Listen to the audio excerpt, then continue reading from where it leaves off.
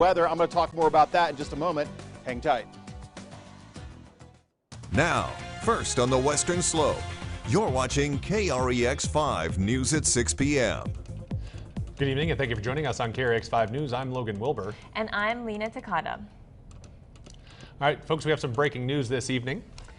Breaking news out of Garfield County. I-70 is once again closed through Glenwood Canyon due to a flash flood warning. Yeah, we're still seeing the aftermath of last year's Grizzly Creek fire after burning more than 32,000 acres. Now the burn scar is wreaking havoc throughout Glenwood Canyon. This is video of Sunday's mudslide throughout the canyon caught by a rafting guide. Let's go to the video.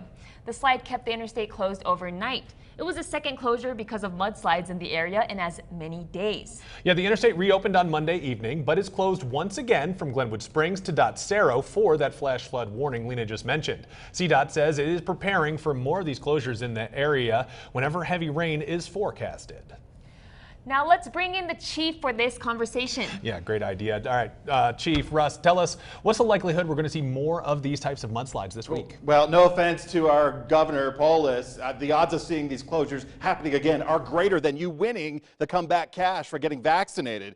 Whenever we get these heavy downpours, CDOT will do these safety closures, especially in this burn scar area. Now, previously highlighted in green, Eagle County, Pitkin County, Garfield County, all under a flood watch until 9 p.m. tonight. And then it was upgraded during the 5:15 time frame to a warning because that was the anticipation of ongoing storms moving through the area. And that's exactly what we have right now. Now, this flood warning will expire at 8 p.m. The showers and thunderstorms are continuing to move through the region right now. You can see the more intense rainfall occurring in the color codes of reds and oranges. Those are the deeper and the heavier downpours. And when you have these occurring over burn scar areas, there's no vegetation left to hold back anything that moves. So you have an immediate steep slope, you have an immediate dispersal of all this debris. So again, the safety closures in place in anticipation of a debris flow or a mudslide, which could be occurring, and they can occur under these heavy downpours, and we are expecting more showers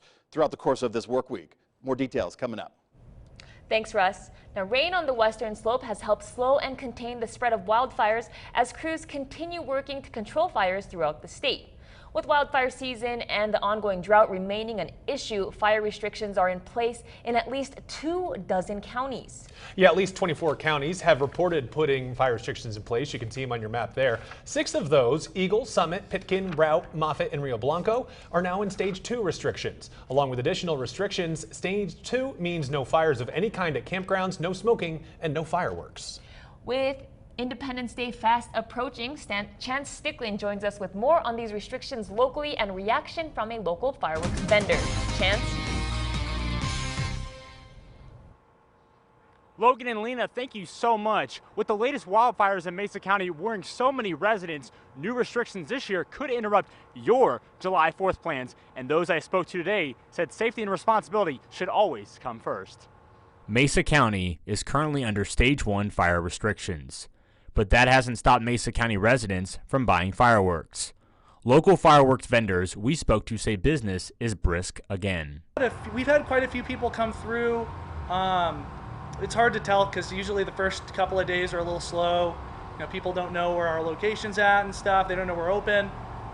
So our numbers are I think they're pretty consistent. Although the personal use of fireworks isn't allowed, the city of Grand Junction is encouraging residents to watch the city's display from a distance. This year, it's in the form of hopefully watching the show from Lincoln Park or within the stadium or somewhere within the valley. And it'll be a professional show put on by a professional pyrotechnics company. The Mesa County Sheriff's Office warns that if residents don't follow the rules, your wallet could take a hit. If you happen to cause a fire during Stage 1 fire restrictions, not only could you be facing criminal charges, but you could also be held financially responsible for any of the damage incurred by the fire. While just a tiny spark from a single firework can cause a fire to erupt and cause issues for you and your neighbors, the Grand Junction Fire Department wants to give you and your family 3 additional tips to prepare for your 4th of July weekend. That means not using personal fireworks. Be really careful about anything that could cause a spark: trailer chains, cigarette butts, grills, barbecues. And then lastly, celebrate responsibly. And then everybody has a happy and safe holiday. I will post more information on how you can keep you and your family safe on our website, westernslopenow.com. Live from a firework tent out here at Rimrock Avenue and Grand Junction and first on the Western Slope, I'm Chance Stickland with KREX 5 News. Logan, Lena, back to you guys in the studio. Thanks, Chance. Now, minimal growth for wildfires in the region comes with some improvements in containing the fires. We begin our wildfire coverage with the Oil Springs fire in Rio Blanco County. Now, the Oil Springs fire south of Rangeley has burned just more than 12,600 acres and is currently the largest active fire in the state. With recent controlled burns and rain in the area, containment has nearly doubled in the last 24 hours. It's now at 30%. On Monday, crews continued to secure and mop up hot spots along the fire's perimeter.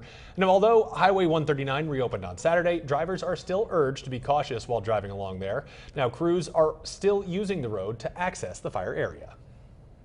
The 4,000-acre Muddy Slide fire is now 14% contained. The fire hasn't grown in size since late last week. Evacuation orders are still in place for County Road 16 near Highway 134. Routt County is one of 6 counties under Stage 2 fire restrictions. And the Sylvan fire in Eagle County is now 27% contained, having burned more than 3,700 acres. Crews are taking steps to provide barriers to stop that fire movement. The greatest impacts for smoke are expected to be in the areas below the fire near Sylvan Lake State Park, which remains closed. Now, the main concern for this fire is keeping away from nearby transmission lines running adjacent to the park. And it's time to remind you to buckle up as the 4th of July holiday weekend creeps up. The Colorado Department of Transportation is reminding Colorado drivers to remain safe. As part of this reminder, CDOT is launching a new seatbelt safety program. Our reporter Austin Sack is live in the field with more on this safety campaign. Austin. Thanks, Lena and Logan. CDOT is kicking off this campaign with a series of sidewalk stencil displays that will be featured across the state. The campaign, named Reasons to Buckle Up, was created to entice more Colorado drivers to stay safe on the roads and to share their many reasons of why they choose to buckle up.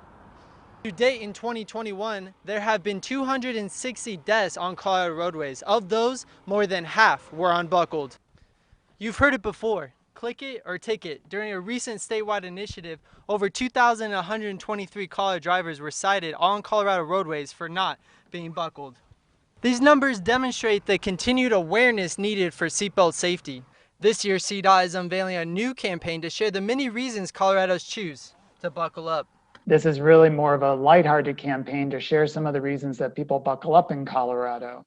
We're always trying to figure out new ways to change people's behavior when it comes to buckling up.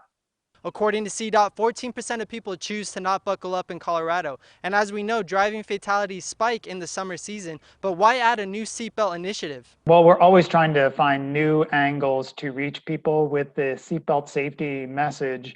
And over the years, we've come across hundreds of reasons why people buckle up. As we head into the July 4th holiday weekend, CDOT is reminding Colorado drivers to do one thing: buckle up.